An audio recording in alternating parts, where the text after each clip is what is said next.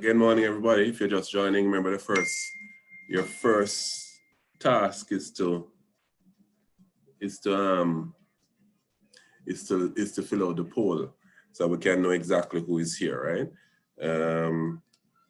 This morning we have an exciting team to share with you this morning.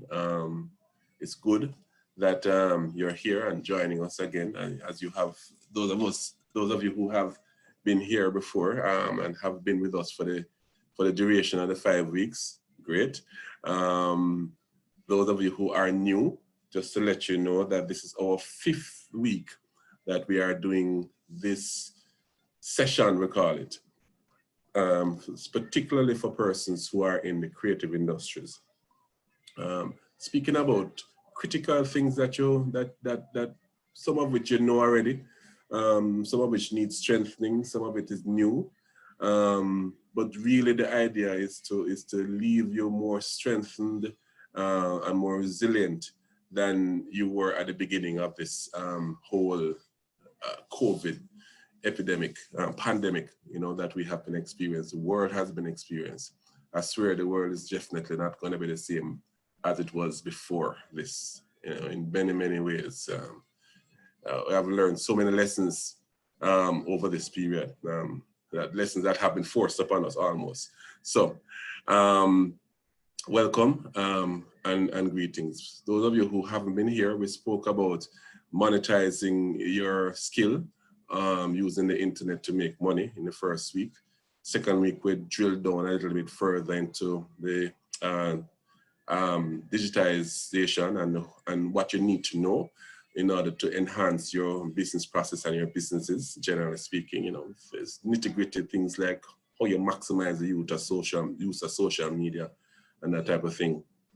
The following week, we dealt with building a brand, a very important topic. We've got robust conversation and robust coverage of that one. And the series in general has been getting good coverage external to the meeting itself in the press. The week after that, we dealt with intellectual property, and we had a team of lawyers and entrepreneurs sharing with us as to really what you need to know about intellectual property and the fact that you need to know about it. First of all, that you need to know, and then certainly what of it you need to know and how it is that you use that information now to propel your business further, your product and your business further. Yeah. So this week, we are going to be talking about the importance of team, the importance of building a team, how it is that you build a team, why you need a team. We say it all the while. So now we're going to really drill down to the hows and really what it is that you need to do. So everybody kind of know anecdotally that you need a team. Yeah. It is true that it's almost a simple thing in a way that those who are successful as creatives, they have a team and they have a strong team. Most of the persons who are successful have a very strong team, not only a team, but a very strong team. And much of that team, many times are not creatives themselves. Yeah, there are other persons around them that they need to enhance their product and their business and their entrepreneurial journey. So it's as simple as that. Those who have succeeded have a strong team. That's a simple formula. So therefore, there's no doubt as to whether or not you need a team. But how do you go about this building a team? Who should be on your team? What kind of dynamics do you need to be considering and that type of thing are some of the things that we're going to talk about this week. So I'm very excited to have a very, very strong panel to kick off our discussions this morning. We have experts that I will introduce to you individually as they speak to you. just to tell you that remember that you're filling out the poll as well as still not seeing sufficient numbers actually doing the poll. We want to know who's here. Remember, we want to know who's here. So far it's only two man fill out the poll. That is not a good thing, you know, while 18 women did the poll. So let's do that while we start, because we're going to go straight into it right now. So I'm going to leave up the poll, open the poll, David, for another minute or so, while we go straight into the presentations. So, the first person to present to you this morning is a lady that I've known for quite a while now, over a dozen years. I've known her and fallen in love with her and her good and bad and everything, miserable and brilliant self. But she is indeed an expert in the field. This is Althea Christmas. She has worked in small business development for the last 13 years, 12 and a half of which have been Jamaica Business Development Corporation, JBDC. So you understand the love affair, right? She's passionate about entrepreneurship and strategy design, and is committed to the task of increasing the social and economic value of small businesses across the region. Althea is actually now in Cayman, where she, we have just lent her really to Cayman for a little while. And because she know that once a JBDC, she really is for life a JBDC staff. So I've lent her. But we're happy to have her this morning share with us. So Althea, the floor is yours. Thank you so much, Mr. Davis. It's a privilege and pleasure for me to be here. Anything that is JBDC is Althea, you know that. So when I was asked, I was more than happy. Susan will tell you I did the happy dance, you know. Yes, I'm all in. So today we're looking at teams, and I was asked to look primarily at the entrepreneurial mindset as it relates to team and team development. So I'm going to share my screen. I have a short presentation. I was told just to take a few minutes, so I will try to be as short as possible. I hope I have it right. I'm always making these mistakes. Are you able to see my screen at all? What are you seeing? Please let me know. Trying to find my presentation. Yes, we are seeing your screen. Would that be too much, right? No, we're seeing your screen now. We're good. All right, so I've titled the presentation, Developing an Entrepreneurial Team Mindset. And the thing though is that with artists, with creatives, and this slide speaks to artists in particular, but I want to extend it to creatives. There is a mindset that suggests that once an artist, once a creative, I have to be, it is expected of others, by others, but unfortunately as well, the artists themselves, the creatives themselves have adopted in the main, this starving artist mindset. So, hey, I'm an artist, I'm not supposed to do better than I'm doing, you know, I am supposed to just create things, curate, and that's it, you know, I'm supposed to live, my passion is what I do, it is the arts, it is the creating and curating that is really important. So it's okay for me to exist, to merely exist. So that is that mindset that unfortunately many creatives have embraced. Now, on the other side though, there is what we call an entrepreneur, and many creatives have not yet explored the idea of being an entrepreneur. You know, what does it mean to be an entrepreneur? And this is just a definition that you won't find in any textbook, but it is something that I am very convinced of. An entrepreneur is someone who, in the core of his or her being, absolutely must change an important pattern across his or her whole society. So it's not just about doing a business. It's not just about monetizing that passion. It is about creating change, changing a pattern of behavior across society, solving a problem for the benefit of others, right? And that is something that many persons, that is one of the things. Normally when we start a discussion like this about entrepreneurial mindset, what we go into initially is a discussion about who is an entrepreneur as against who is a business person, because they're not one and the same. When it comes to creatives, however, we have to go even further and not just ask who is whether it is that you are a business person or an entrepreneur. The issue is, do you even recognize that you have a business, or are you just involved in the passion of taking photographs or creating songs, or that is, do you even recognize that there is a business that surrounds that passion? You know, that's the first step, and then moving into using that passion for problem solving and creating a change across society. That's what real entrepreneurs do. They look to change a pattern across society. The entrepreneurial mindset is a way of thinking, as I like to say, that predisposes you to acting. So it is about thinking, yes, but it's not thinking that ends in thinking. It is a way of thinking that predisposes you to creating change. So I act with the intention of creating change. So I think rather with the intention. It's a way of thinking that predisposes you to acting, to creating change. So what does that acting look like?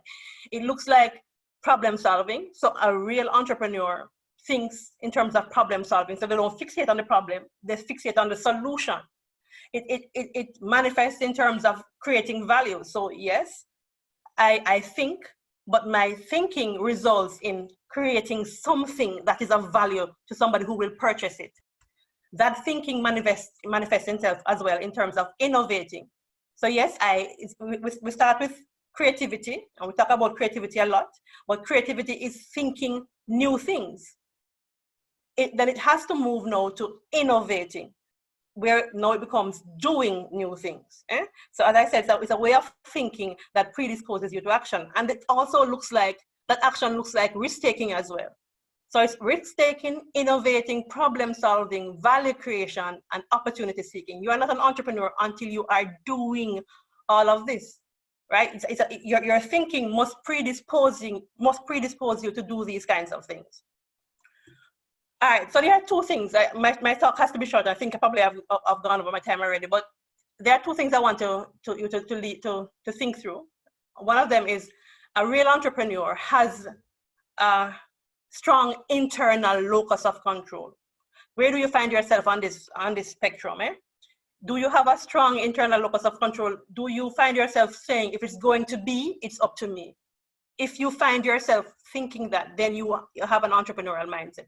But if you always find yourself thinking, somebody else controls my destiny, the government is not doing this right, and my competitors are doing that, and everything that happens is outside of your control, and you have no power to change, then you have a low internal locus of control, and that means that you are not thinking as entrepreneurs think, or should think.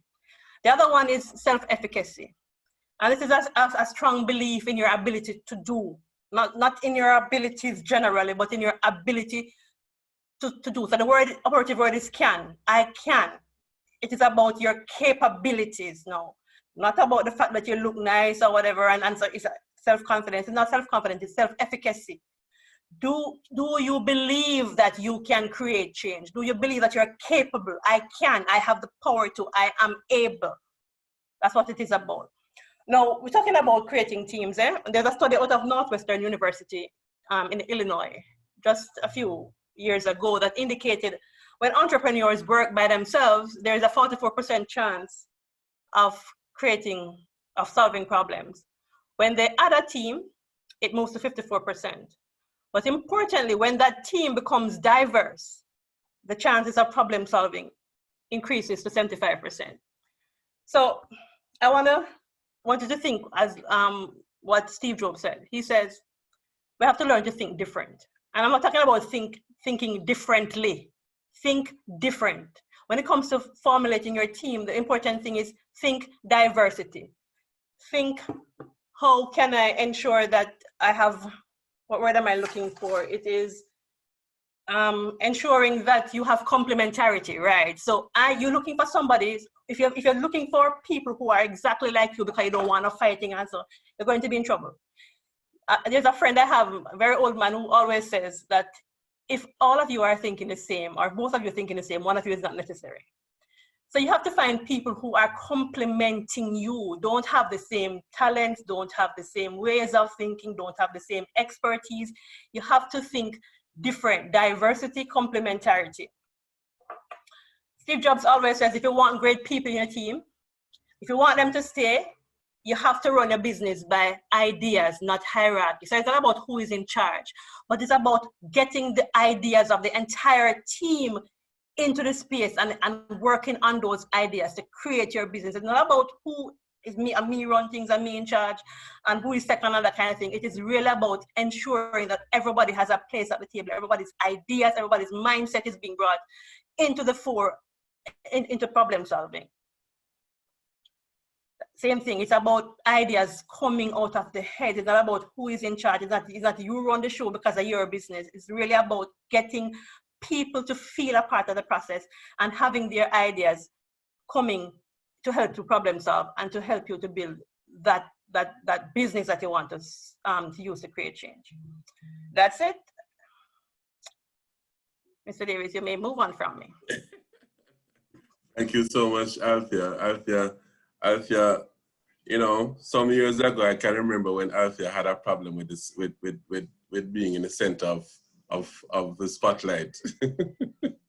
Yes, I do. She will tell that she still has that problem. She's anxious to leave the spotlight. Thank you so much. Althea, you can stop share. I'm trying to, you know, I'm not good at this. Stop share, right? Yes. There you go. Good girl. Good girl. Good girl. All right. Thank you so much, Althea. Our second presenter this morning has been her last name has been JBDC for at least the last 5 years. Once you become a JBDC, once you are coming to the family, your last name becomes JBDC, and you are indoctrinated accordingly. So Desrine Mcfarland, she is an experienced HR professional with over 27 years. Of course, looking at her, you probably think she was about 1 or 2 at the most. She's currently at 3M, where she serves as HR manager and people relations and inclusion leader for 3M Central American and Caribbean region, and direct responsible for 3M Jamaica and 3M Trinidad and Tobago. Now, we have been friends, we JBDC have been friends with Desrine, as I said, for the last at least 5-6 years, because we share a passion in terms of employee engagement. This is one of the things that Desrine is very, very passionate about, people and how it is that you engage your employees. And she has been an expert for JBDC in this regard for many years at our conferences and so on. And one of the key things about employee engagement is, how do you build a team? How do you build the right team about you? How do you build that right team? And she's going to talk to us this morning. Interestingly, her motto is, if better is possible, good is not enough. So let me hand over the mic to Desrine to share with us this morning. Thank you, Mr. Davis. Thanks to the JBDC for this opportunity to actually share my passion.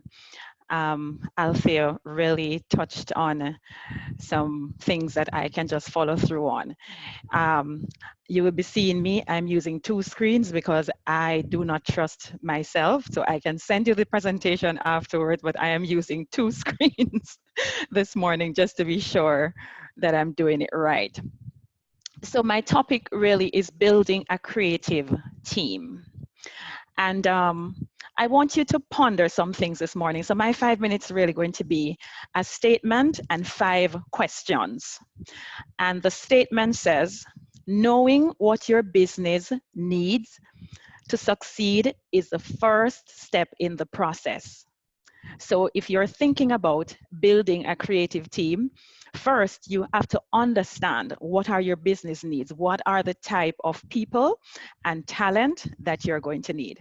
So here are my 5 questions that I want you to ask yourself this morning. The first one is, am I the right leader for this process? So I'm supposed to be building this team, but am I the right leader? Meaning, do I possess the leadership attributes, the leadership style required for building and leading a creative team? Or do I need help? Do I need someone else to come in and to help me? I have a great idea, a very creative idea that I need to bring to fruition through people, and I need to build this team. But do I have the competence? That is the attributes and the style. The second question, do I have a clear vision and mission around which I am going to build this team?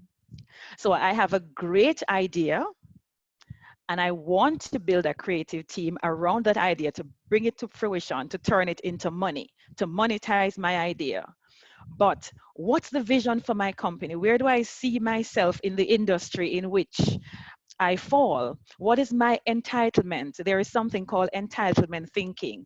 Having formed this company, what section or what market, what section of the market am I going to dominate? Right? So your vision and your mission is going to be critical to that process.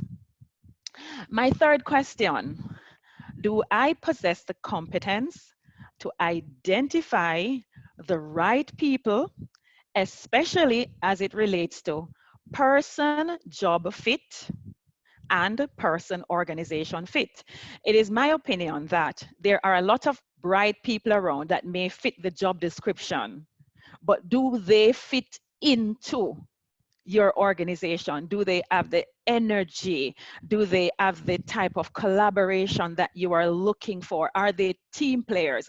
They are bright, so they may fit the job. So it's not just enough to look at whether somebody job description and experience satisfies what you're looking for. You're also looking for someone that is going to buy into the mission of your organization, that is going to be a part of that energy that is in your team, the person that is willing to wear your shirt. You have some people who say, I don't wear company shirt. I don't want anybody to identify with. And that is one of the cheapest way that we right now can promote our company. So the organization fit. So do you have that competence? And again, or do you need help to help you to not just look at how good looking the person is and what they're telling you, but to ask those probing questions when you're selecting them, to understand that they just don't have the job fit, but they have the organization fit. My fourth question, have I clearly thought through the processes that will ensure continuous compliance? Because no matter what business we are in, right, there are legal issues that we have to think about. There are laws, compliance with different government statutes, financials. Do I possess all of that knowledge? Do I possess the knowledge to ensure a continuous quality of the product or the service that I'm creating? Is it something that I can articulate to someone that they can buy into it and as a result create it, see themselves as part of my value chain? They do a part, another person do a part, but I can tell them strictly what is involved in that process. And this is the catalyst for success. It's good to have an idea, but when you want to scale up that idea, to grow that idea, you have to be able to break it down into processes that people can understand where they fit into that value chain in your business. And my final question, have you considered the type of work environment required to foster creativity?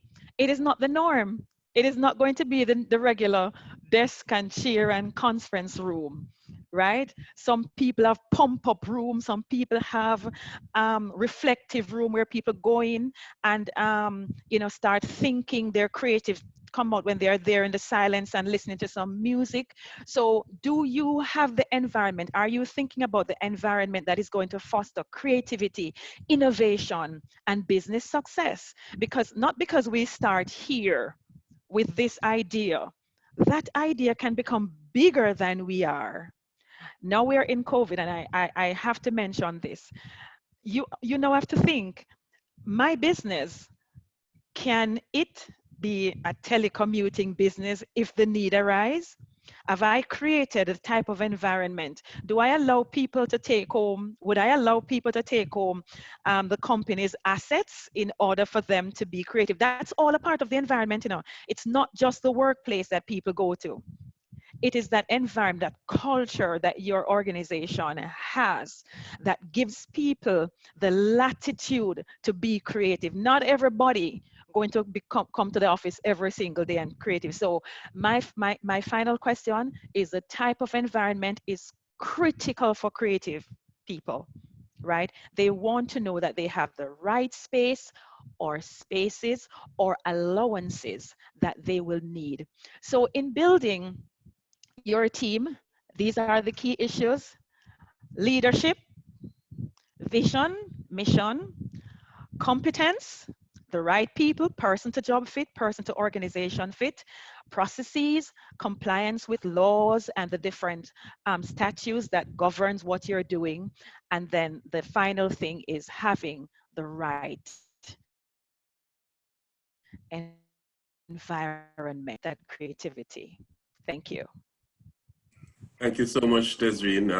Some really, really solid points for us to think about, and as we move through. I mean, the point about having the right people on the team, you know, is a very interesting and important point, because many times as entrepreneurs, especially as creative entrepreneurs, we tend to think that the right people have to be your brethren or your sister.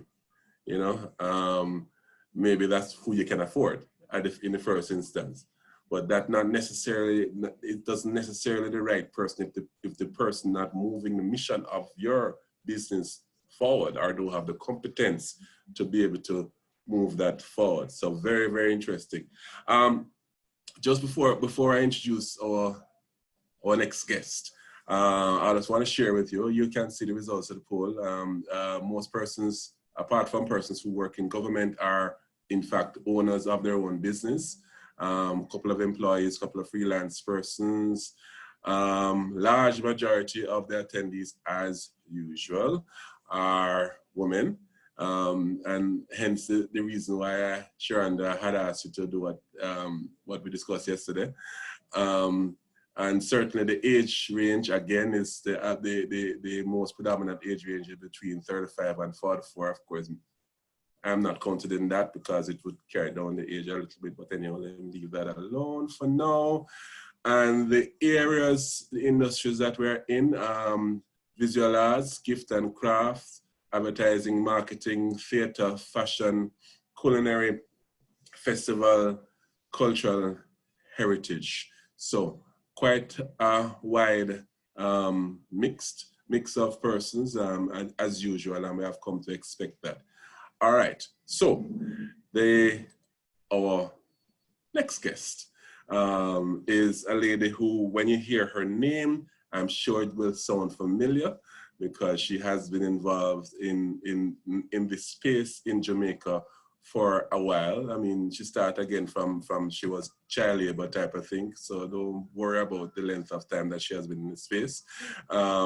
She's a writer, producer, director, actress, filmmaker, and entrepreneur, and her passion and interest lies in training and supporting the next generation of Jamaican actors to compete on a global scale. Now, Sheranda has been doing this for quite some time in Jamaica, and she has left Jamaica, not left, but she has diversified her target market to LA, to Los Angeles, and she's going to give us a perspective. She's well placed to give us a perspective from being an entrepreneur, not only being an entrepreneur, being a creative entrepreneur, but not only being a creative entrepreneur, being a female creative entrepreneur. How has that kind of influenced the way in which she has built her team? And then what are some of the things that she has been sharing with some of her proteges, some of the persons that she manages now as clients?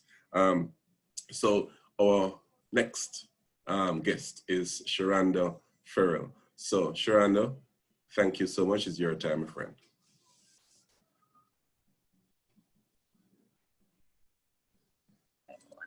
There you go. All right, so I was muted, so now I'm unmuted. Well, I know we can talk. All right, good morning. It's my absolute pleasure to be here, as we're humbled when the JBDC, in the form of Sansia, reached out to me to ask me to be a part of this panel. As an actress, I always have something to say, I just love chat. But from the perspective of an entrepreneur, you know, I don't know that female entrepreneurs get the respect that they deserve. And this is not a Jamaican or a Caribbean issue. It's a worldwide, it's a global issue. Nonetheless, I only have 5 minutes, so I'm gonna have to see how much I can squeeze into that time. So in terms of team building, the first thing I always ask myself is, all right, and I encourage people to ask is, what is your superpower, right? Everybody has a superpower. Now, there are certain things that you're just better at than everybody else. It's as simple as that, you know? I mean, I know that I'm good at developing characters. I'm good at negotiations on some level. I'm good at directing actors. I'm good at getting through to actors. I'm a very good actress. So I know what my superpowers are. So it matters that you know and understand what your whether it's one superpower you have or 16 superpower. The idea is to be able to understand what those skills are and be able to hone those skills. Now, the thing now is with the experience, the balancing of the understanding of superpower. I'll talk to you from two perspectives, right? Once there's an understanding of that superpower, when I was in LA, the culture there is obviously very different. You know, Hollywood is the mecca of filmmaking. And so there's a different understanding, a different approach to how creatives are treated and how creatives understand themselves as a business and how creatives identify their superpowers, you know, which is why you'll have so many different people working in one environment or in that space rather that have a varying jobs, a whole heap of different kind of work you can get, you know, because people understand that there are specifications to these roles. So the culture there says to a singer or an actor, you're a singer, you're an actor. Understand that you're a singer and an actor, and as such, or an actor rather, and as such, you need these things or these other people or these other forces in order to build up your business. So there is clarity on the fact that a creative, an artist, a performer is a business in and of itself. So it's not a situation where our first presenter mentioned the starving artist kind of thing. It's not a situation where, you know,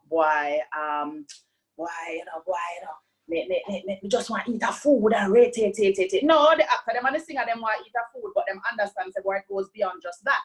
It's not just about that.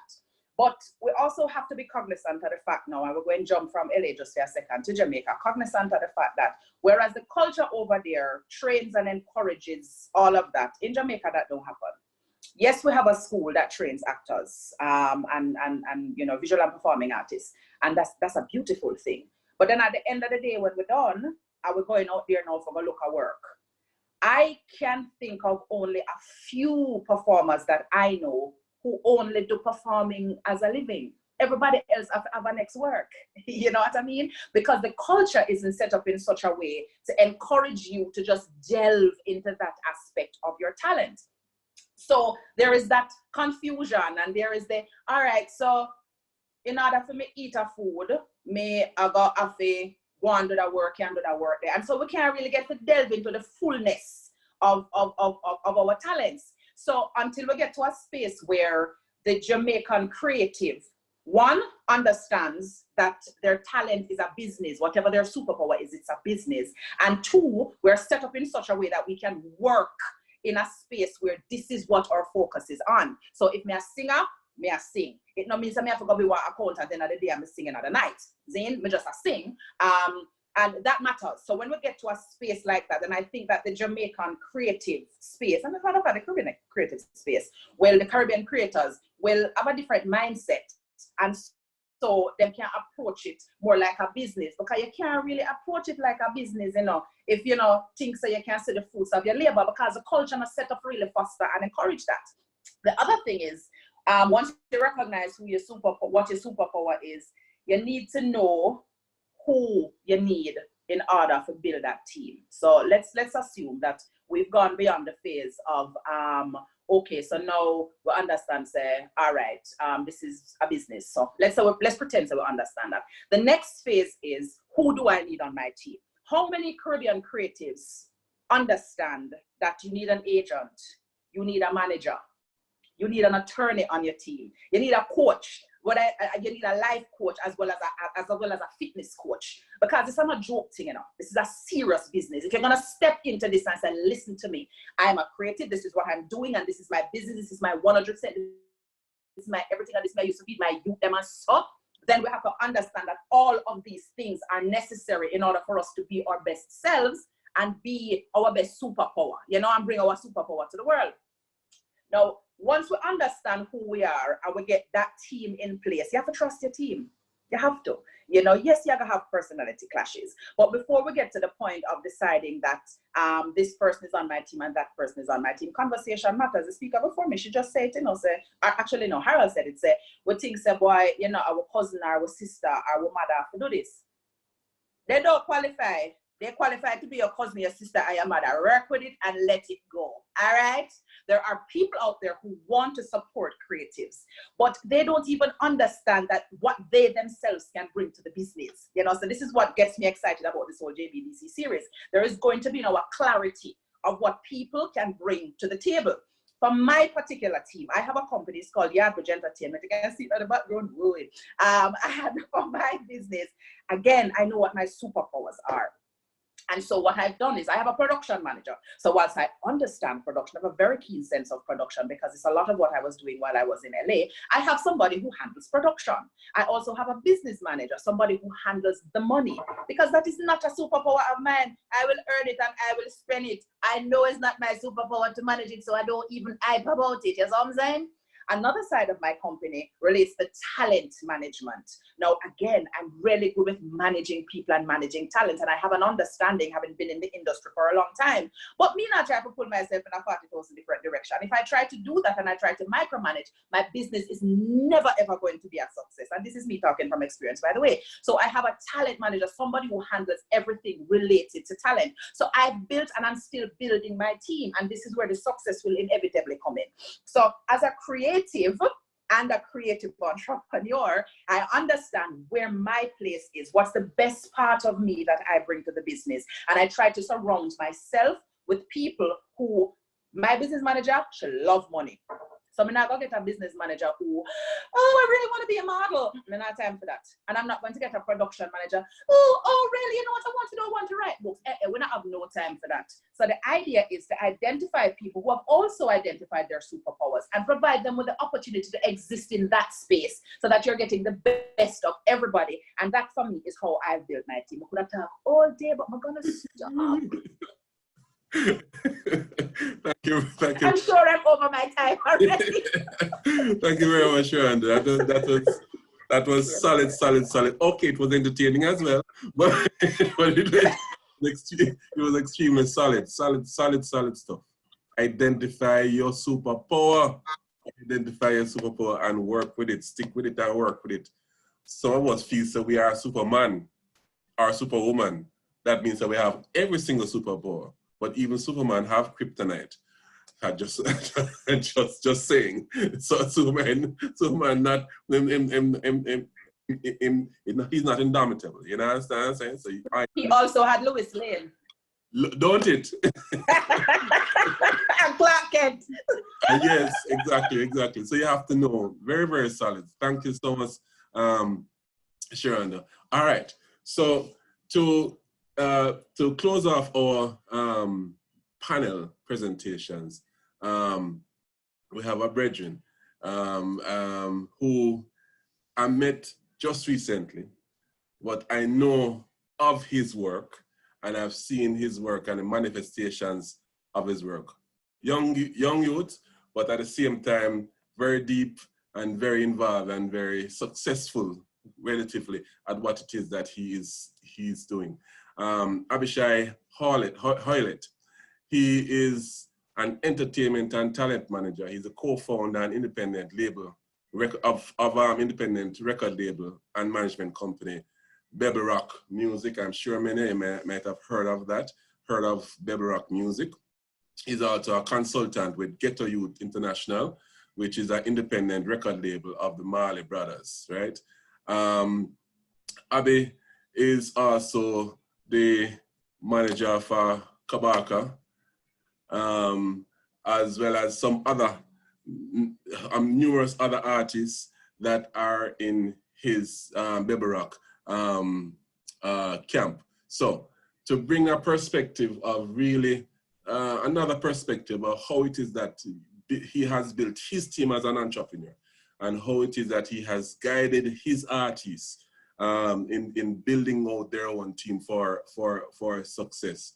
I want Abby to touch on how you do this thing on a budget, because it's one thing for pick the right people and that type of thing, but it's another if you do it on a budget. And if the truth be told, many of us, when we're just starting out, we're doing it on a budget.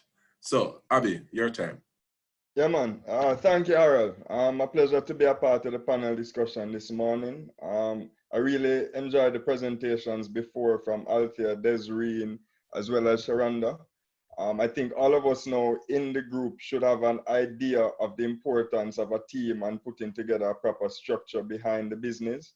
And myself and Sheranda have now started to give a more practical sense of some of the advice on how we roll it out into real life situations and how we can use it to improve the life of our business and all of that. So for me, as I said, I will use myself and my own experience to kind of kick off the discussion and delve some more into the importance of a team, and as Harold said, sharing some information on building a team on a budget.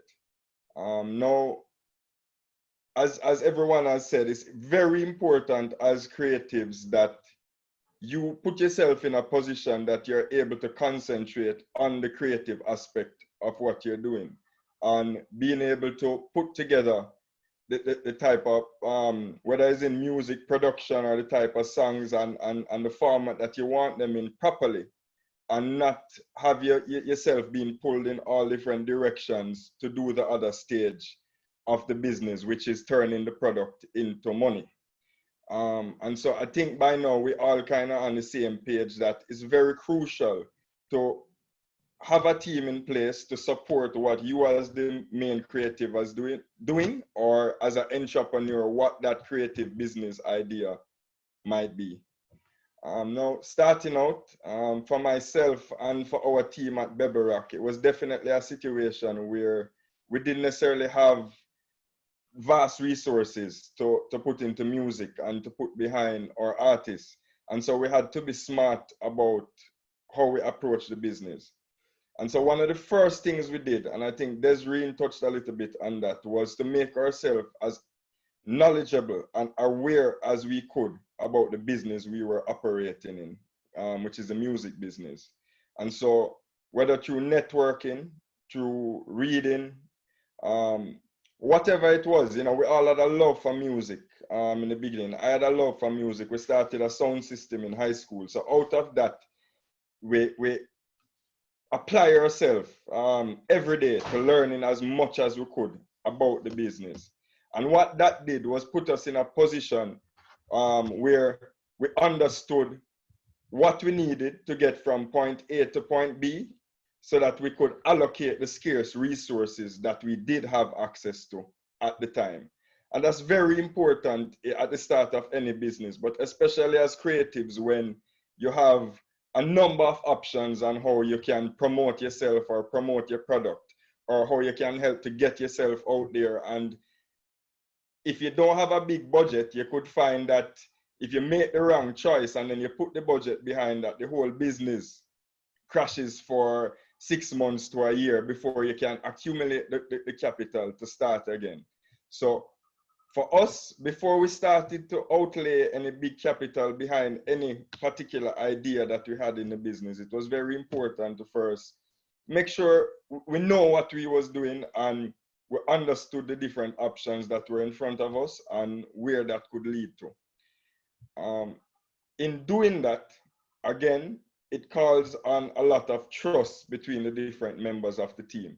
So again, just to give a little history in building out the business itself. So growing up in high school, we all loved music and we all wanted to be in the music business. At the same time, we didn't understand how to turn the hobby or the love of music, having a little sound system, into actual consistent income. And so the love for music kept growing until some of the guys wanted to become artists and they had the talent to do it, Kabaka included. And we're trying to figure out how we're going to get it from an idea, a hobby, to the point where thousands, if not millions of people know who these artists are and are willing to support them monetarily. And after figuring out what the plan was, we then had to trust each other and trust the role that each person had in the organization to fulfill their side of the thing. So everybody had to pull their weight in the team. Yes, you might have a leader, like Sherando alluded to, but at the same time, each member of the team had to be very aware of what their particular role was, and everybody had to be able to trust that that person would execute the role and would be accountable to their duties and their responsibilities. So it was very important for us, even before there was an influx of capital and money, that persons were committed enough and trustworthy enough to be a part of it without knowing that there was a for sure check at the end of the day. And so starting on a budget takes a lot of faith. It means that you, the leader, have to definitely believe in the business, but you also have to convince the people that are on the team to believe in the business and have the same level of faith that you do, so that the sacrifices that you're making in the initial stages going somewhere. And so, you know, you set things in place so that you're evaluating along the line. And so every few months, every few years, that you check back on what it is you set out to do and if you're achieving those goals and the different arms of the business. So for music, for example, in putting together a team for music, any artist or any label or management company has to have legal support. You have to have publishing support, publicity support, PR. There's got to be a whole vehicle that gets the product as well as the artist in front of people consistently and get people understanding what the brand is. So building out from the core team, what became very important was building relationships. Now in any business, starting out, you have a couple options. You can approach it from capital, where you're identifying the best talent and you're paying them what they're asking to execute a particular job. Whether that is a hire that you have in the business permanently, or it's a consultant or somebody doing a particular thing. The other option that you have is building relationships with people that can grow with your business and grow with you as you grow.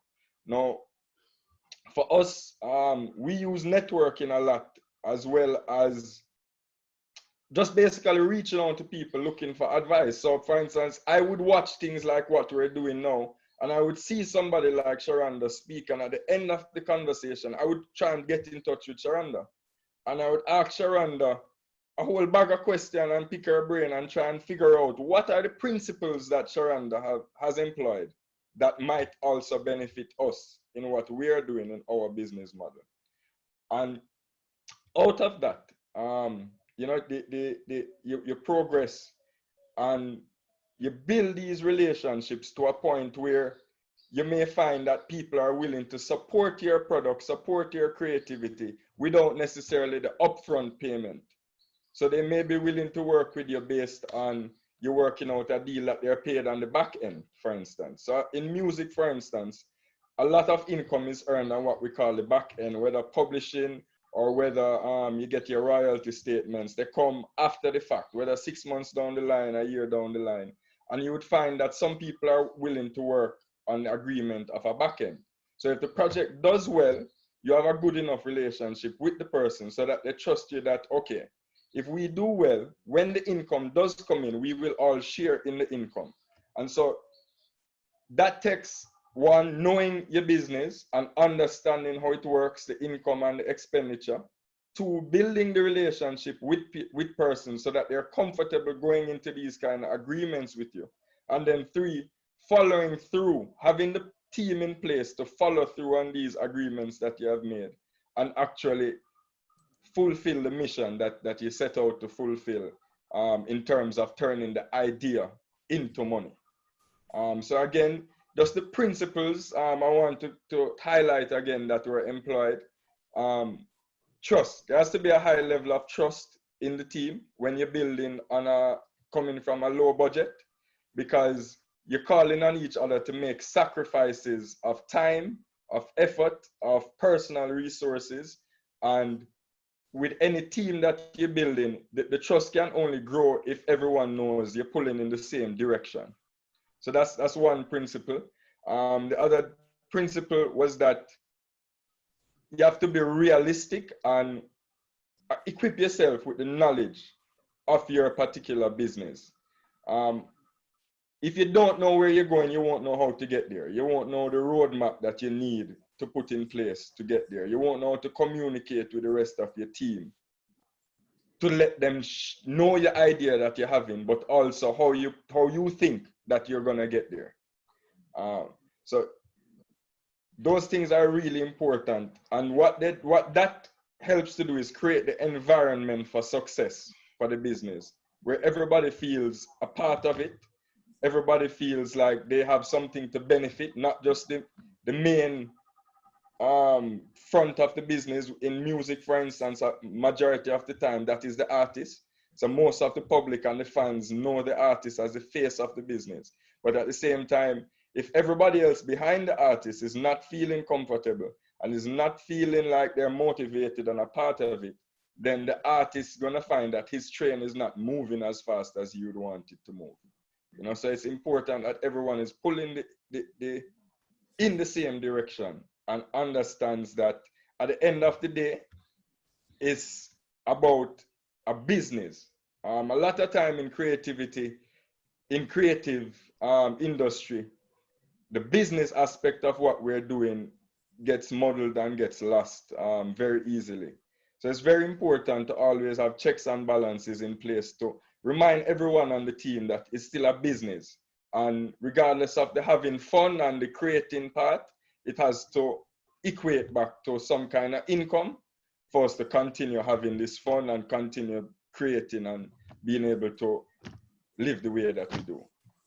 So yeah, I won't take up too much time. I'll open the floor now and pass back to Harold. Yeah, man. Thank you very much, Abby. I mean, some solid words. The importance of trust, the importance of building solid relationships. I mean, in business, you hear about your net worth and your network being your net worth. More than anything else, in Jamaica in particular, is about who you know. That defines your net worth, and in real terms defines the potential of your business and how it is that you can realize that potential of your business. So solid stuff, and I'm happy that Abby, you really touched on how it is that we can start wherever we are. As I mean, some persons think that, boy, I mean, we can't afford a team. We definitely can't afford a team. I would love a team, but we definitely can't afford it. And in reality, that may be so.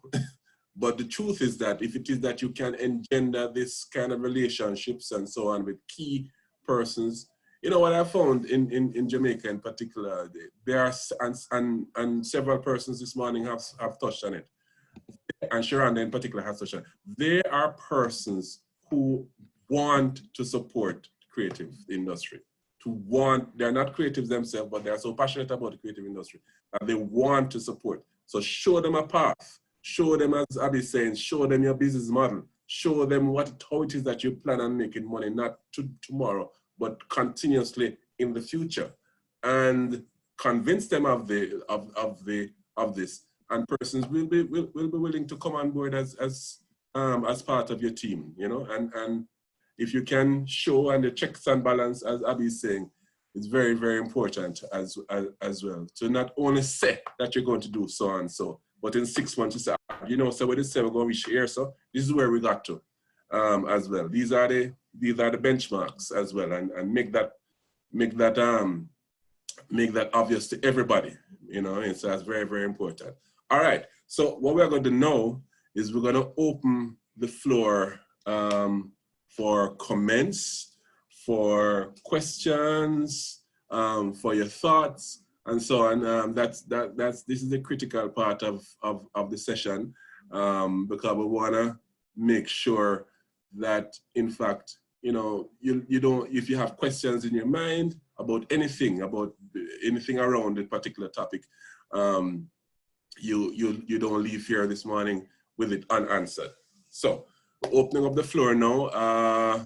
I think David or Sansia may have posted in the chat how it is that you go about it. There's a way to raise your hand if you need to ask a question, and then Sansia will acknowledge you and open your mic accordingly. Am I saying that right, Sansia, David? Am I saying that correct? Is that how it goes?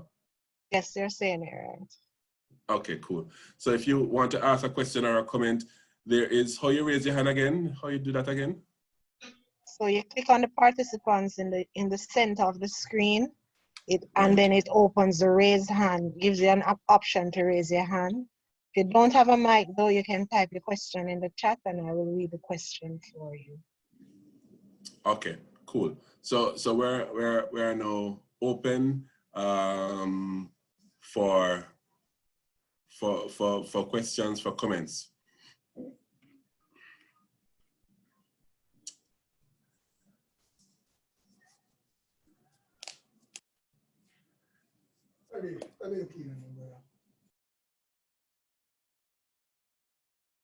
Wait on folks. Are there any questions in the chat? Answer no in the meantime.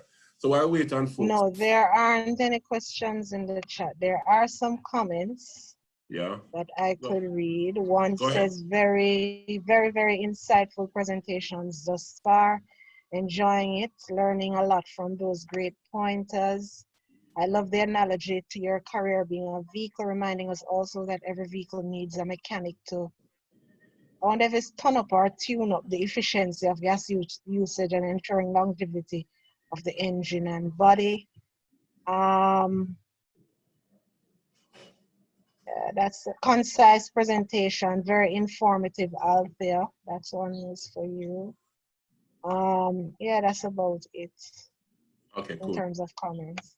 All right, great. While you think about your questions, I wanna tease Sharonda's mind a little bit about, and she started to talk about it, and, because there is a sense, particularly in the performing arts business, that it is a touchy topic and sometimes difficult for a young female creative to establish a team that is purely based on the business point of view than it is for a young man. First of all, is that a reality, Sherando? Or it's just one of them things that what people say? Is it reality, and what are your thoughts on that? All right, so I can't speak for what would have happened to a male, you know, would have put a case study and the comparisons, but I can speak from what my experience was. So I started in the industry as an actress, voice actress, stage actress. And I found that in my initial stage, people wanted to get into my underwear. Them some if you use the right words. We're not live on air. Yes, I can't say baggy. Oops, I just did. In order for me to get work, right? They wanted it exchange for sexual favors. You know, and it's like, yeah, man. So we're gonna do that next play there. We're gonna do that something, man. And you can depend it, you know, but let's have drinks, you know, or let's have dinner or whatever. And to me, dark and ignorant, that never really happened. Because me not facilitate them. So there's one thing that I was very clear on when I was growing up was my talents. And because I was confident in my talent, I knew that inevitably, you know, me would have bust and things would have happened. So when these situations arose, you know, you learn to sidestep it because as a girl, we're trained, you know, whether consciously or subconsciously, we're trained to handle the male mind, right? You know, we have to figure out how to maneuver in an industry that is male dominated. And like it or not, until recently, the performing arts industry, and we're talking about not just singing, we're talking about acting like theater and television and filmmaking, that's dominated by men. So even if it's a situation where you may have female characters, the producers, the writers, and the directors, the decision makers are men. And so that was one of the issues I had coming in, and I was just defiant as hell because me decide say it never happen so, you know, and I don't know why. I guess that's just my personality. And so I kept on pushing through beyond all of the noise and focusing on the talent. And even earlier again in my career, I realized that most of the roles that I would get, me batama engot or me titi dem show. And I had an issue with that. I even had an opportunity to audition for a popular television show. And just the way that they wanted me to audition, me I say, but me I go play one secretary, me I audition in a bad suit, that don't go happen. That's so like somebody, you know, like a wet dream, and it never happened. And so I missed many of those opportunities because I was so defiant. But what I found is my defiance has set me up in such a way that I have my integrity. And there's nothing that can be compared to integrity. And so having that integrity, when I decided to step out of just being a performer and now having a business where I train talent and manage talent and create productions and so on and so forth, it was a lot easier for the doors to open. And it was a lot easier for me now to understand myself and understand who I was working with. Because moving out of theater and then moving into advertising, that's a whole other ball game. Again, it's an area that's dominated by men, right? But I took my licks before, you know, so by the time I got to that space, it was easier for me to manipulate the environment in order to make it happen. I got names like Dragon Lady, Bitch, Dirty Girl, IP, Ray, I still hear it, but don't care. Because at the end of the day, I'm clear on what it is that I want. So I don't know if it is harder, it might be harder, you know, but my experience has taught me that you just need to be clear on what it is you want and decide, say, boy, you're not gonna take the foolishness and just show. All right, thanks, Sherando, for that. Because it's something that we hear all the time. Any thoughts, Desrine, Althea, on that? Is it Althea in particular? Have we found in your years of experience? I mean, I can't answer, but I know you can certainly. Is that because there is a reality in general about in certain societies, even perhaps more than Jamaica per se. I'm just saying that in order for us to engender this kind of trust and relationships initially, it may be different. Based on gender. Have you experienced anything like that, Althea, Desrine, or is it the same playing field for everybody? I find that differences might be across gender. So when you're crossing genders, male to female, trust might become an issue. So as a female entrepreneur dealing with another entrepreneur or business owner of a male gender, then that the trust becomes a bigger issue. But it depends as well, because I find that, strangely enough, trust amongst women is harder than trust amongst men. So you'll find that across genders, the issue is trust, but amongst men themselves, trust tends to be stronger than within female to female entrepreneurship. The level of trust amongst females tends to be low. The level of trust amongst men tends to be high, but then across gender is also lower. Okay, cool, thanks. Any thoughts, Desrine?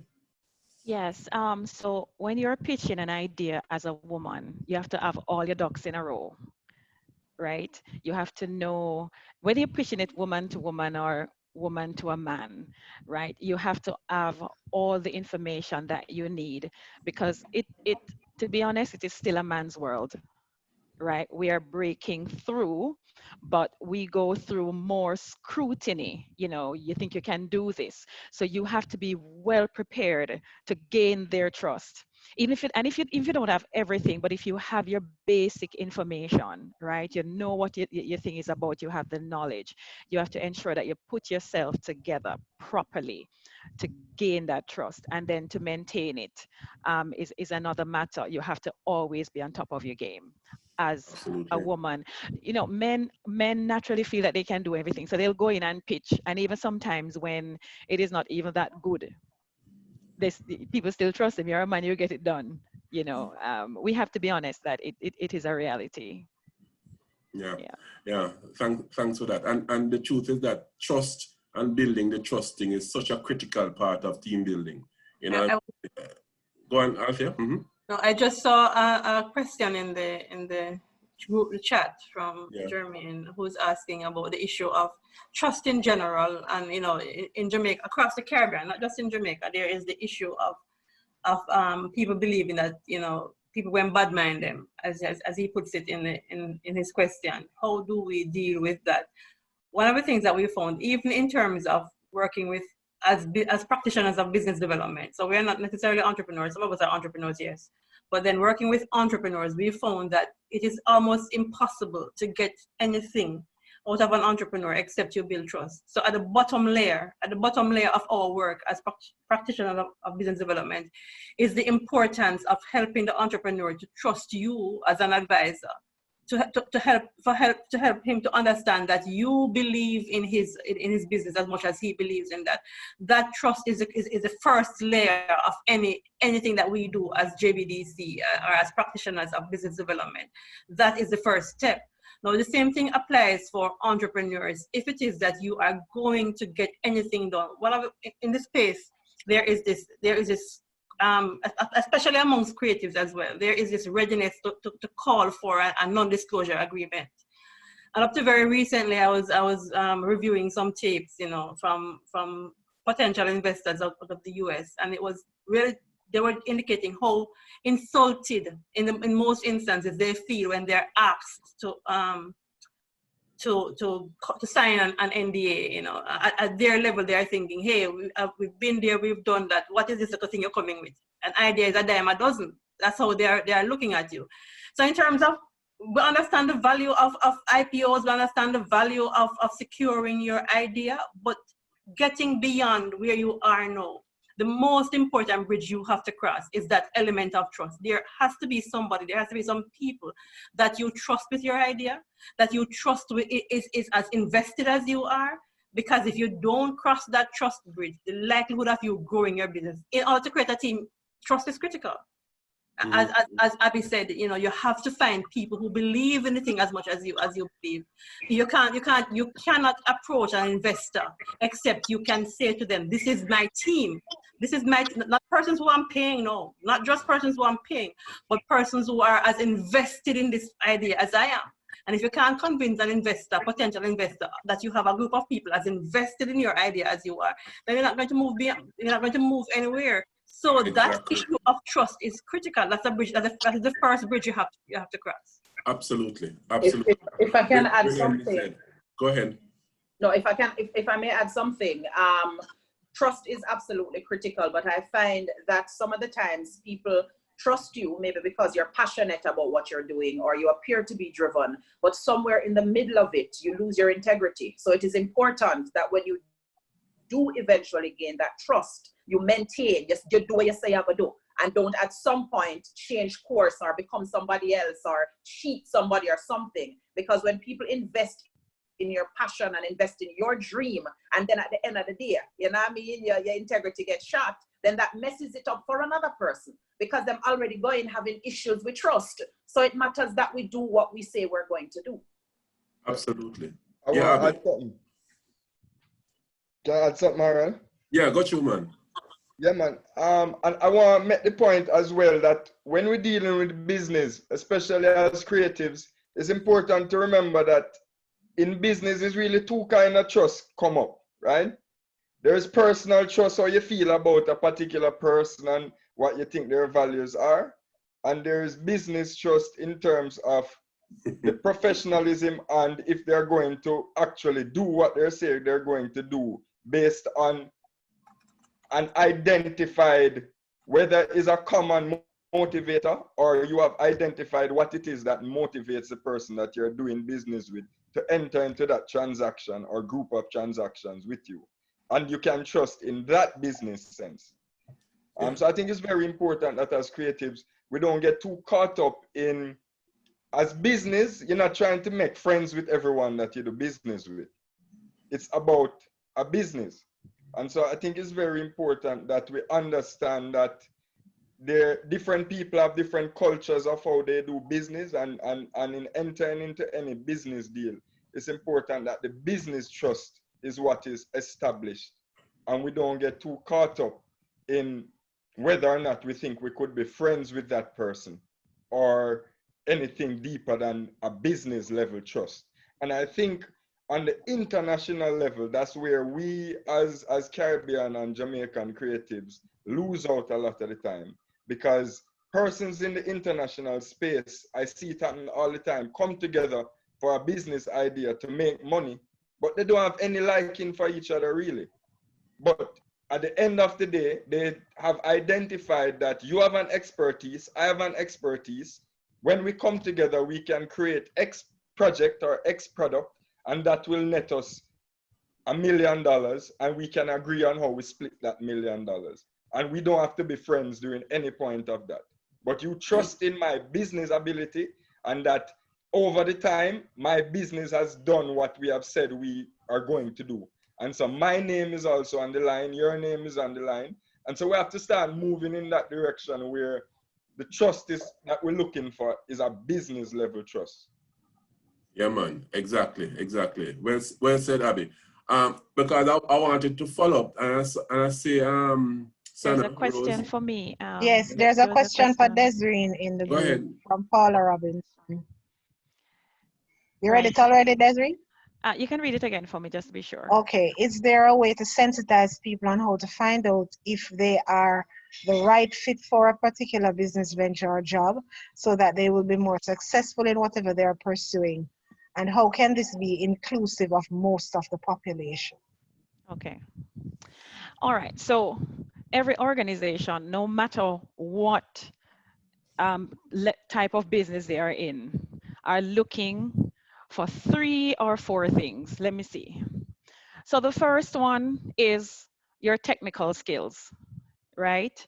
Or your business acumen. What do you know about this thing that you want to be a part of? Right? What have you done, or what are your capabilities? So we're now making a space for those persons who may have done just work experience or have the skills and is able to demonstrate it, because we know that that is a big issue where people say you have to give me a chance, right? So it's having the technical skills and some level of experience, but why are you actually interested in this business? The second one is, are you a team player? Are you flexible? Are you a collaborator?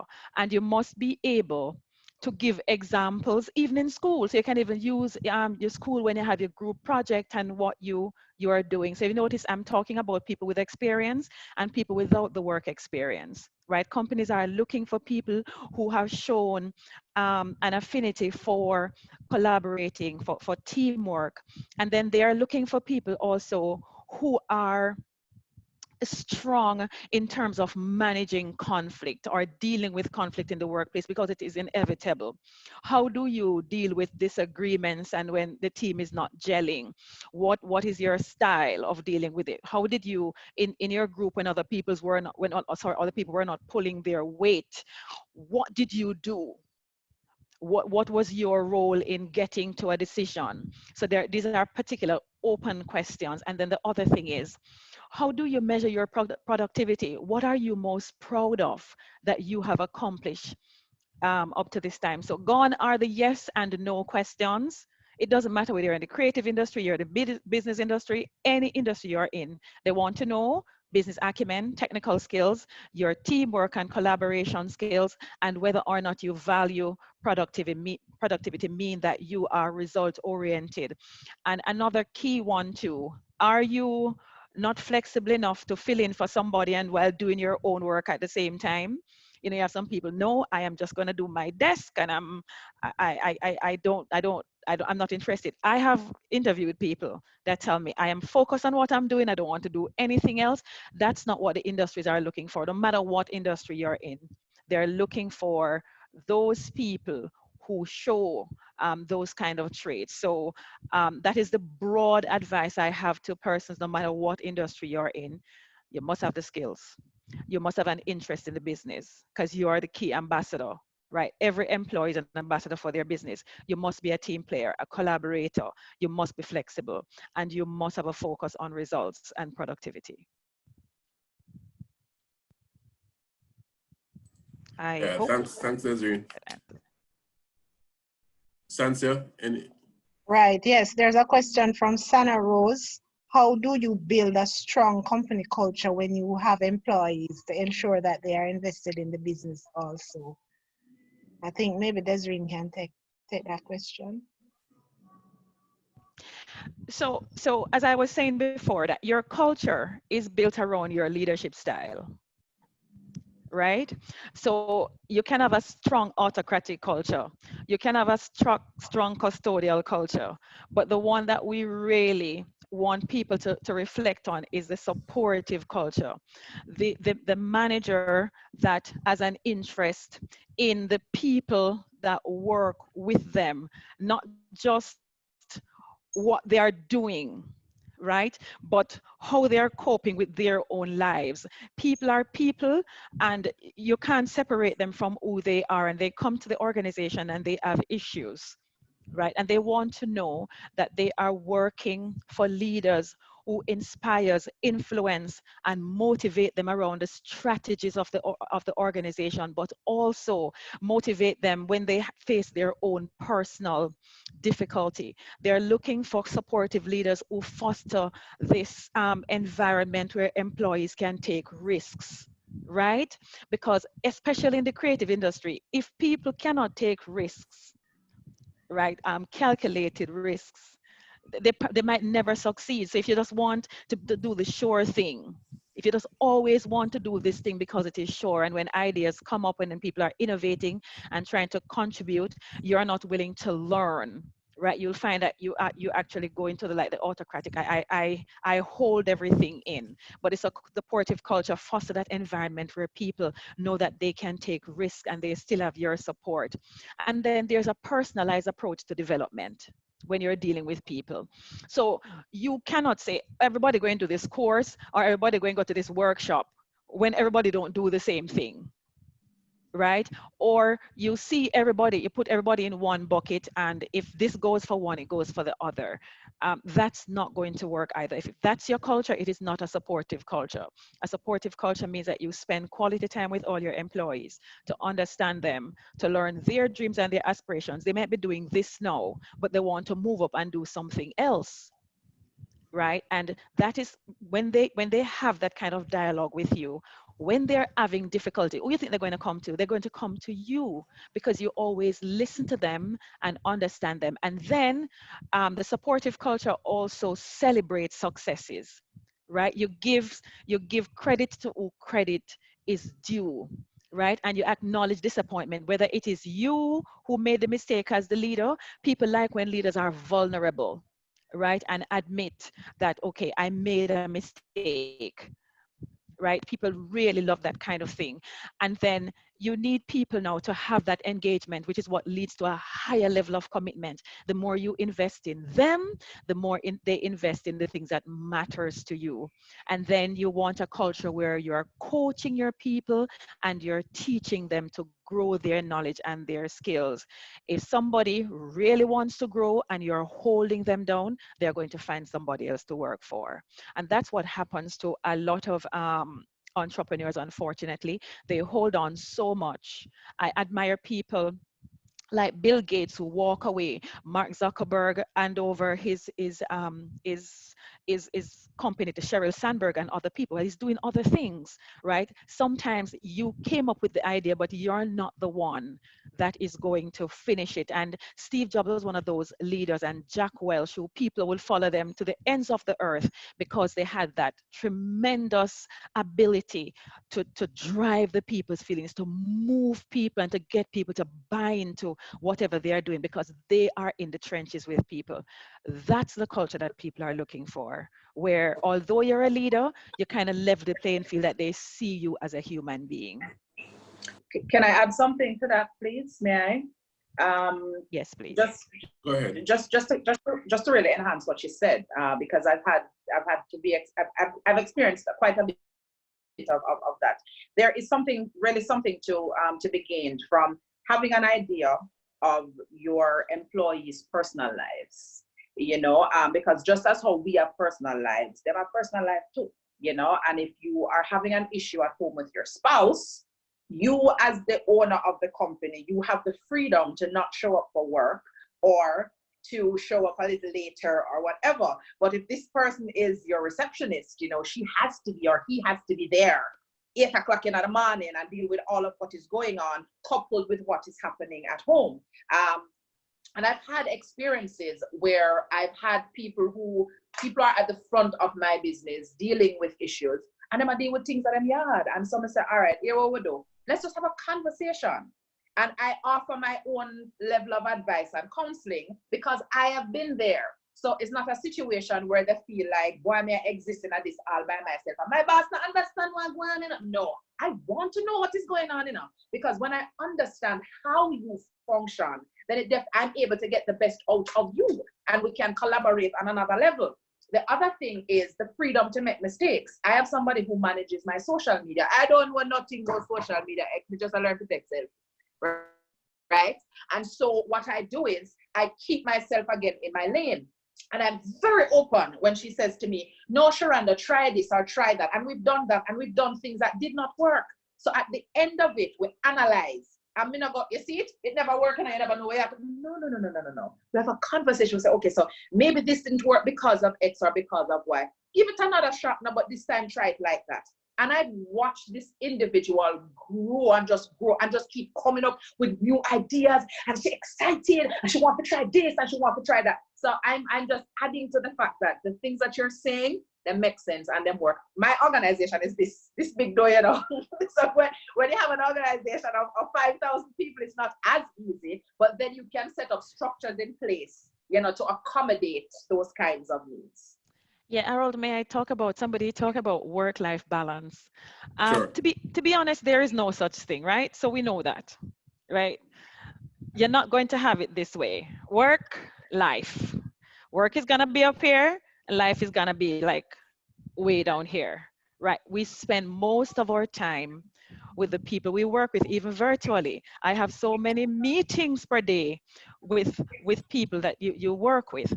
What this balance really means is that when your team member need some time, need their vacation, make them go on vacation, please. Let people have time to recuperate and recover and come back energized. If it's only one worker you have and our baby sick and you tell her she have to come to work, that is presenteeism you're going to get for that day. That's all you're going to get for that day. If her baby sick, how you think she's going to come to work and be productive, right? If our mother or our father dead and you tell her, so you can only get one day, the funeral day, nothing can go so, and you don't call the person in and have a conversation. How are you feeling? Just come. This is not what need to do. That need to do. That even after the funeral. Even after. So the balance is the leaders having that understanding that people are human beings. The same thing that hit you, hit them. And you want them to understand when you're thinking that you're coming in crying and they're looking at you like, excuse me? And they just walk past you and you're wondering, but that's what you gave. That's what you gave. And that is why the thing says people do not leave organizations, they leave people. It is true. So the balance we are talking about is understanding if the person says 1 day a week, I want a flexible time. This is my slowest day. So they work it out and show you, my slowest day is Thursday. So I can work from 9 to 5 on Thursday as opposed from 7 to 3. Right? So that I can get a little rest. No, the organization work from 8 to 5 and that's it. Right? So that's the balance we're talking about. So the work-life balance, in other words, is having some little activities at the workplace that include their children. Once in a while, Children's Day, they bring their children to work. You have some little award for those children who are doing great in school, right? Show them that you are thinking about their family. That's the balance we're talking about. It's not this. So this is a mistake, that work balance. It doesn't work. We spend most of our time working, but we need that allowance to be, just to be, nothing to do. Absolutely. When people go and leave, don't call them. Don't resist it. Resist it to call them. Make sure when they are leaving, you understand what they are doing so that when they go and leave, you don't have to call them. Very fantastic, Desrine. The bottom line, guys, is that when we employ a person, you employ the whole person. Employ a piece of them. Employ the piece that do your work.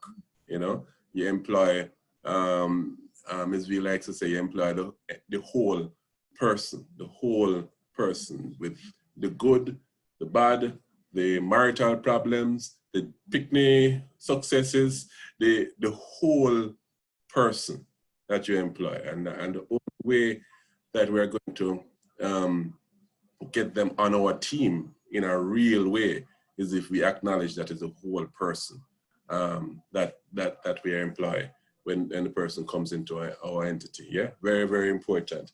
I wanted to, before, of course, so we at JBDC, we love the excitement. That's Sansia and Susan. Yes, but we're full of comments though, Mr. Davis. I come in, Sansia, I come in. And I'm not locking it down. I'm not locking it down. So we don't do boring, right? So, so we're going to have something special in store for you before we close here, right? But I wanted to follow up on something that all the panelists have made reference to, and of course that's a trust matter. And I wanted to ask both Abby and Sherando, when you just started out and you're building your team, what consideration did you have, if you had, to legal agreements? Something in writing. So something that said that, for instance, Abby mentioned that we're looking to probably pay on the back end. Was that in a contract? How does that work in the first instance? Abby, you want to go first, or you want me to go ahead? Oh, you can go ahead. All right. So for me, because of the experience that I'd had in doing voiceovers, when you do it working in advertising, you always have to sign a contract. So I was always very litigious, if you will. So when it came to managing my talent, we had a very extensive contract that was drawn up by my attorney that spoke to everything, including who paid them tax and so on and so forth. And because I saw the value in that, having been able to use contracts that I'd had with advertising agencies to take them to court when they didn't live up to their end of the bargain. So I went in with that understanding. I will, however, add very quickly that our culture is one that they go afraid for ask for money, afraid for ask for worth, afraid for ask to sign contracts. So I know that that is a struggle that a lot of creatives have. So I just had to toss that in there. But for me personally, I had no issue with that. Everybody that works with me have JD, have contract, have everything, and all of that is in order. All right, cool. Abby? Yeah, I've had the experience with both ways. So in music, you find that a lot of the players are contract averse until something happens, and then everybody's like, oh wait, there's some money to talk about. So we always try and have some basic form of agreement in place when it comes to music production, and once we're working with people at a certain level especially, we try and get that in place as early as we can, whether that's a full contract or emails that we have exchanged so that it's in writing what the intention of the relationship was. But then we have some instances where it's really based on the strength of the relationship and an agreement to grow with each other. So for instance, I'll give an example. At the beginning of like Kabaka's career, for example, and any artist, there are a few supporting things that you need around them, and publicity and PR is a big one. And you need it consistently if you're trying to really put the artist in front of people and to get them to buy into the brand. And we trying to figure out how we're gonna afford this. We can't afford to pay a big publicist every month, 500 US, 1,000 US to do the work that we needed to get done. And so we had to look on first a ratio of different individuals of their effectiveness and against their costs. And then we had to evaluate the business in terms of just who we knew and relationship wise and where they were. And eventually what we had to do in that particular situation, we decided that we would go relationship based, and we approached someone that was in a similar position at that time in their career, where they were professional, in love with the music, and had identified the space of PR and publicity for themselves.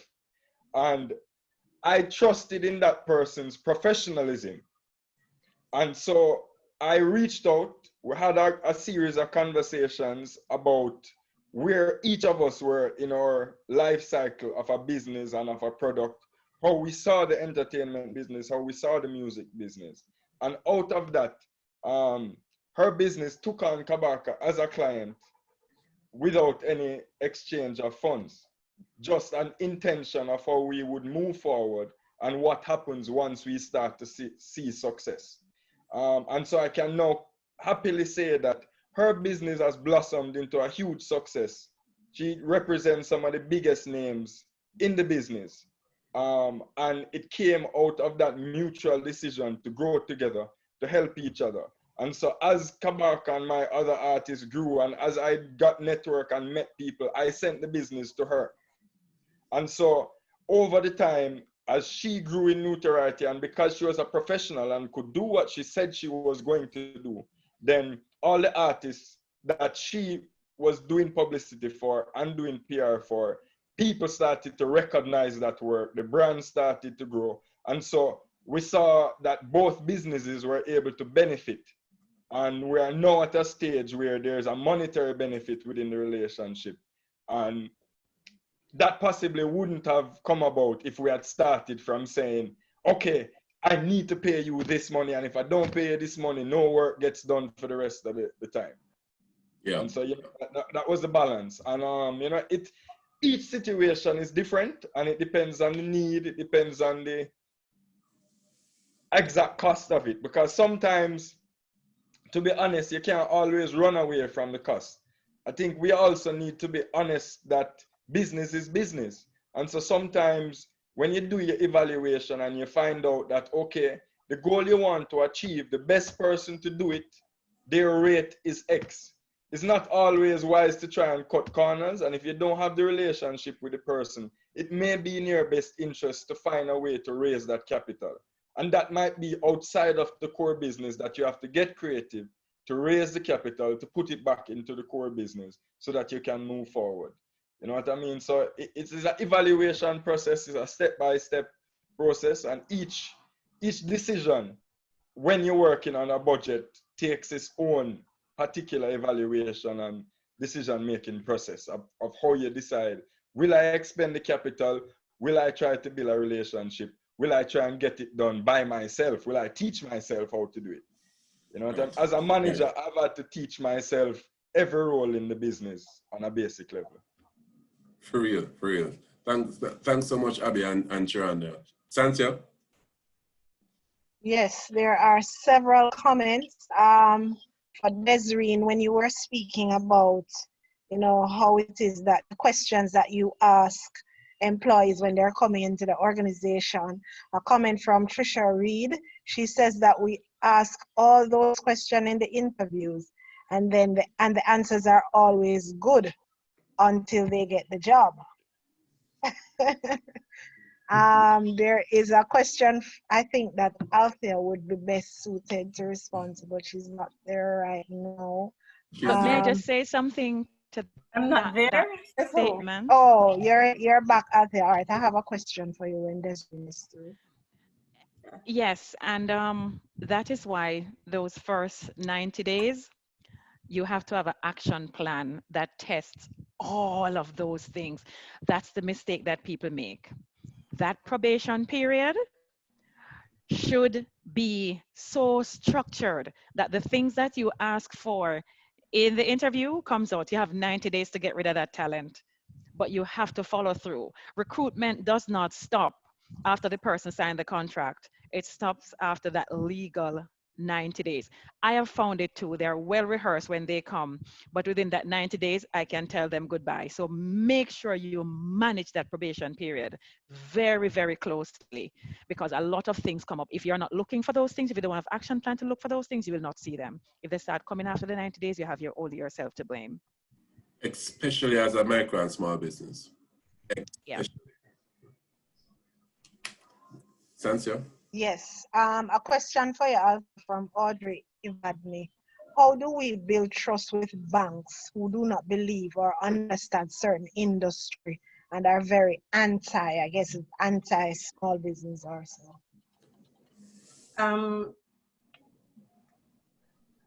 Building trust with banks is something that I think is best addressed at the macro rather than micro levels. Banks will, we find over the years, banks will have a good relationships with small business so far as the small business is in good standing. So far as you're paying back your loans and your business is doing well, then they will have a good relationship with you. And you can build trust in those circumstances. However, very often if the business gets into trouble, then you find that your banking relationships normally tend to deteriorate. And that's why we believe that building trust with banks has to happen at the macro level. So it will take an organization like a JBDC, helping banks to understand. And JBDC is very actively pursuing that now, helping banks to understand the differences between what is expected of a small business and a large corporation, for example. Banks tend to broad brush business accounts, so small business, the same brush they use to paint the big business they try to use it to paint the small business as well. And we are aware of that. That is why JBDC is actively in the space trying to change the narrative that the banks are now, helping them to understand those differences so that the trust can become a factor. And there are some banks that are actually making the move toward understanding small businesses. So they understand, hey, we were playing in the wrong playing field, we were using the wrong brush. So now they have begun to approach agencies like JBDC, and JBDC is actively, I can tell you, JBDC is actively trying to ensure that those misunderstandings are erased and people begin to see the differences, banks begin to see the differences between a small business and a big business. Asking a small business for a business plan is completely different than asking a big business for a business plan. A big business usually has found a business model that works. They are operating in a certain level of certainty. A startup has not yet found that certainty. So that business plan you're asking them to plan on assumptions is something that a whole mindset change is required in the banking industry for them to understand that, you know, it's a different playing field altogether. And as I said, JBDC is actively trying to change that, and that change has to happen at the macro level. Yeah, agreed. Yeah, 100% agree. I want to go on, Abby. Yeah, man. I have a background in finance. I worked for a number of years in the local financial industry, so I just want to add something to that. I was on the other side. I was working in the financial industry with persons from creatives who would come in from time to time. So I agree a lot with that Althea has said, where there's a cultural change, institutional change that needs to happen on the side of the financial institutions in terms of understanding the nuances of creative industry. On a basic level, I think even understanding how the different businesses earn and the timeline and how that, and then by virtue of that, how they're able to repay loans or other financial products. Yeah. But I want to also highlight something else she said, especially for the music side of things. Again, a lot of my colleagues in music, we don't keep proper records. Absolutely. So what Althea said just now about it being that if you're a small business and you have proper records and you can communicate your information and what's asked of you, absolutely, then it's easier to develop a relationship with your financial institution or bank.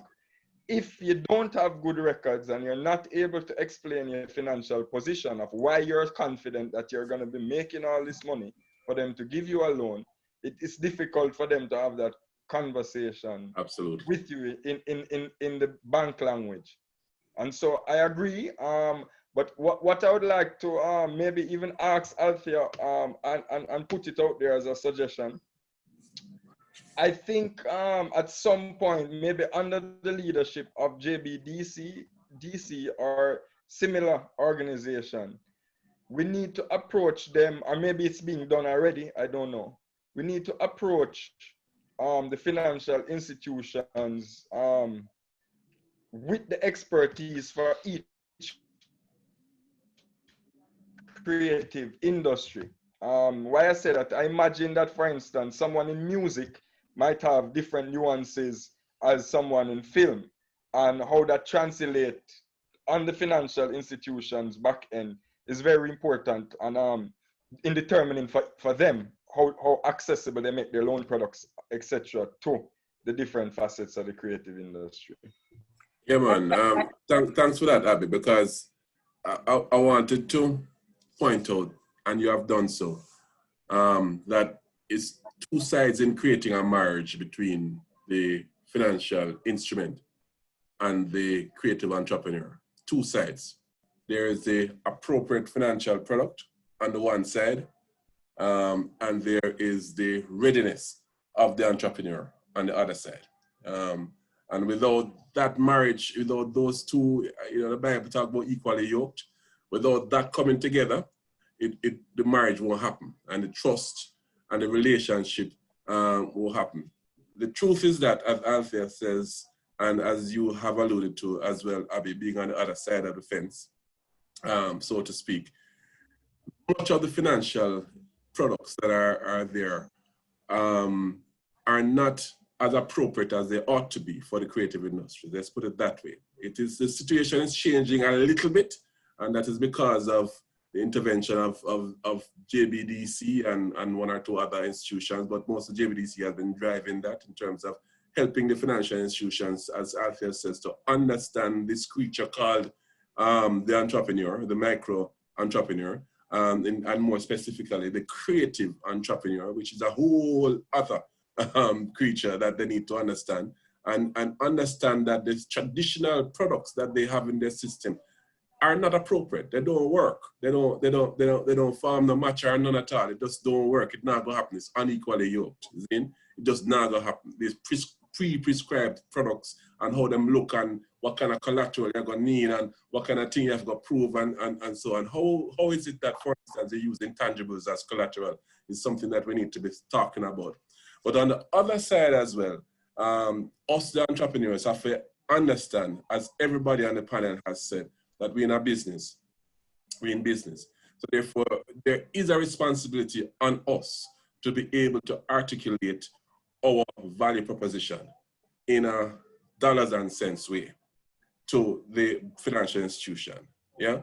And that's why you have places like JBDC to help you to do that, because without that, I mentioned it in passing, the language of the financial institutions is a specific language. You know, they're not seeing, it's difficult for them to see creative vision and to see creative intangibles and that type of thing. But what they can see is solid financial projections, solid financial performance. They can see bookkeeping, they can see record keeping in general. They can see the articulation of a business model that makes sense, you know? And sometimes we go to the table, as Ms. V like to say, as country cousin, you know, Trent, a bigger thing, you know, I ask for a thing rather than going with a position of confidence, because we have had that, we have done that homework, and we have that to put on the table. As creatives as well, that's a challenge that we have to definitely take on to do that. But it's two sides of the coin, and that marriage definitely have to happen. And JBDC is a marriage broker for we have taken on the role as marriage counselor and marriage broker. So it will happen, but just bear in mind that it's two sides and you have a responsibility as well, yeah? Sansia?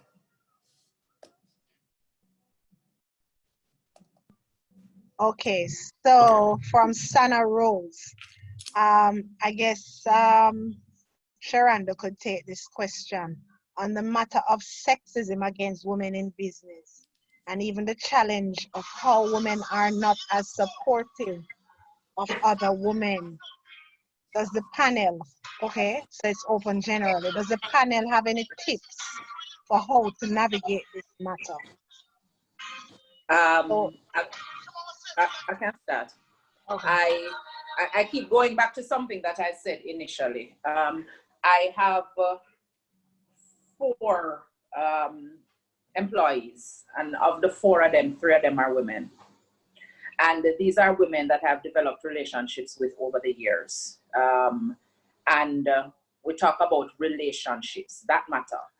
But I've come to realize in observation, in conversation, in eavesdropping, that they bought into, they trust, they support, they offer, go above and beyond, wherever them I get paid for, because of integrity.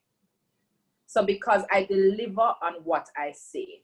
And so I think the only thing that we can do as female entrepreneurs is do what we say we're gonna do, stick to it, and support each other. Because somebody have to lead the charge, you know. And what we're talking about is a psychological shift that is not going to happen overnight, but it has to be led by somebody. So on purpose, most of the people around me are women because I want to empower women. And I found that they buy into what I'm doing, they support what I'm doing, become a doing the do. That's my contribution. Thanks. Althea, Desrine, any comments? Let me hear the question again, please.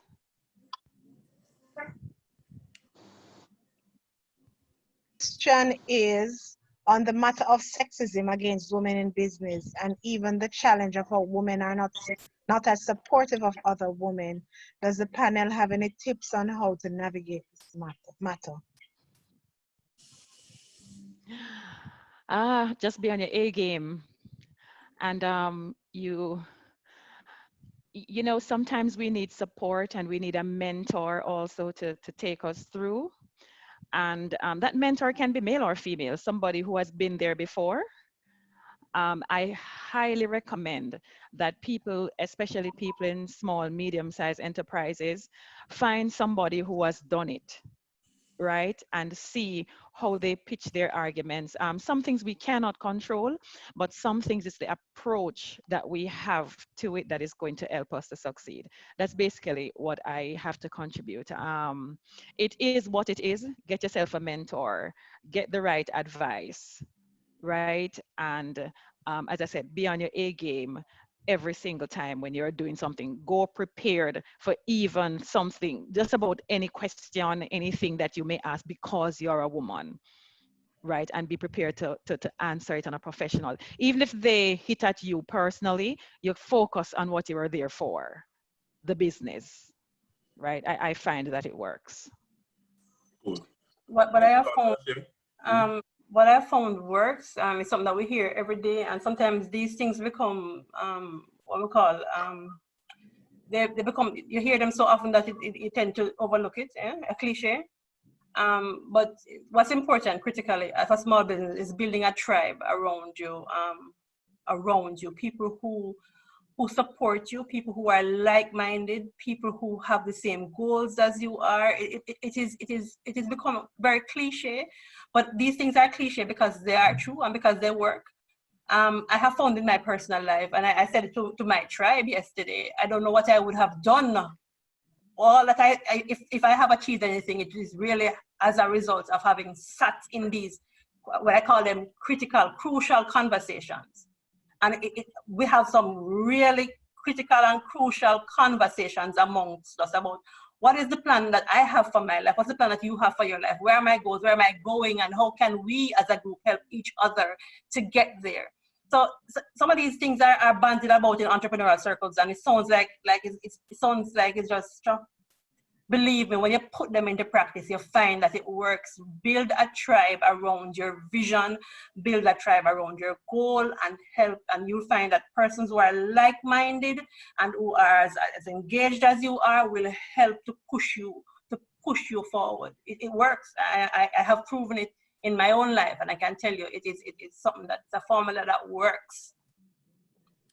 Cheers.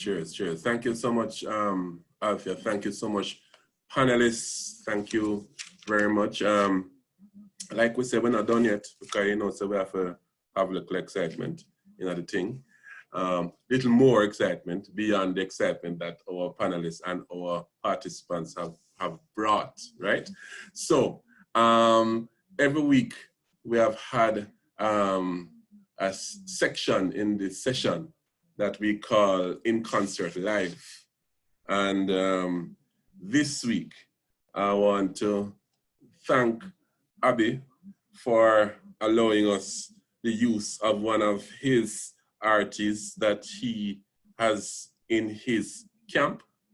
And if you are ready, Indy, now is your time to engage us in JBDC In Concert Live. Blessings.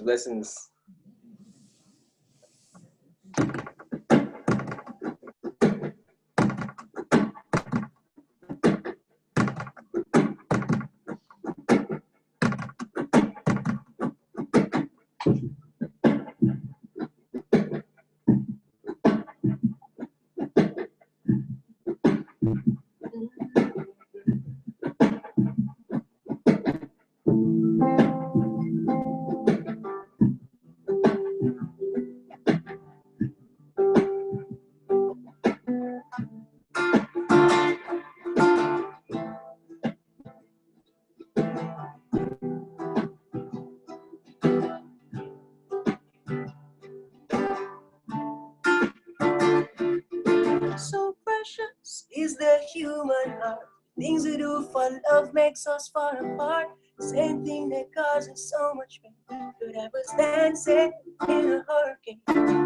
Even though I show you that my heart bleeds, flame never stays still when it needs to speak. You lit the spark, igniting a spark. Now it's hard to control. I want you to know this is love. This is love. Catch a fire in my soul. I want you to know this is trust. This is trust. Catch a fire in my bones.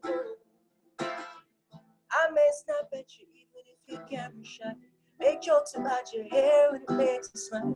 Get mad when you call me 10,000 times. Now you girl, whoa, we laugh at times. Sometimes we cry.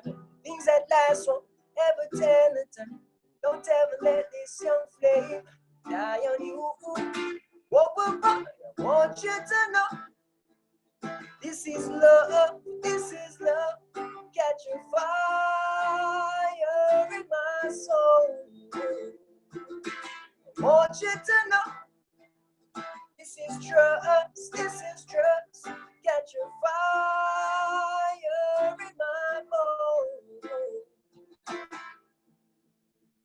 Don't throw stones in a glass house. You might break it. Don't throw stones in a glass house. You might break it. Want you to know this is love, this is love. Catch a fire in my soul. Want you to know this is trust, this is trust. Catch a fire in my bones. Catch a fire down in my soul. Catch a fire, my heart turn cold. Catch a fire with these flames. Catch a fire when you say my name. Catch a fire down in my soul. Catch a fire, the hearts turn cold. Catch a fire with these flames. Catch a fire where the flame turns blue. I want you to know this is love. Catch a fire down in my soul. I want you to know. Catch a fire down in my. Yeah, man, respect. India Allen, ladies and gentlemen, thank you so much. Respect. That was good. Somebody comments about beautiful voice, kind of something natural, so much natural talent. No, yo. Thank you so much. So what's left for me to do is to wrap up. Well, you notice that our second poll has been launched. We'd love to see your comments as to how you thought the session was, so we can gauge how it is that we go forward and even make it better and meet your expectations. Ferril, yes. Before you cut off, I would be a bad manager if I didn't say, if you like the performance from India and you want to see more, he's on YouTube, he's on social media. It's India Allen. So reach out, get in touch, support him, follow his pages, like him. The video for that single is also out if you want to hear some more. Thank you. Yes, you would be a bad manager if you never said that. Mr. Davis, there's a comment from Kerry and Henry. I think Kerry? Yes, so I'm gonna unmute her mic. Don't know what I'm expecting or what my position I'm going forward. Hello? Yes, where you are very live in the in concert meeting. Oh my gosh, and I was so enjoying that. Go ahead with your comment, Kerry. Hello? Where's she gone? Maybe she. All right. Okay, until Kerry come back. Let me just use the opportunity to thank our panelists for awesome presentations. Everyone really step up to the plate and delivered in a very awesome kind of way. Thank you so much, Althea, Westmires. Thank you, Desrine. Thank you, Sherando. And thank you, Abby. Lots of lessons coming out of our session this morning. Lots of words that you need to take away. Relationship, trust, superpower, right, Sherando? Know your superpower. Know what your superpower is and understand that that is your thing and leave it all else around. Find the other person for them superpower to bring onto your team. Understanding what the entrepreneurial mindset you need to have and always strive to when you're employing persons, you're employing the whole person, not just a piece that has the skill that you require. And that's the only way that we engender the kind of trust, the only way we engender the type of culture that we will need for success in our business. Thank you so much again for participating. Next week again, we're going to come back at you. I want to tell you that in the month of, what month we now know? May is tomorrow, wow. We're going to be focused a little bit on specific industries within the creative industries for each week, and kind of take a kind of deeper dive into those industries.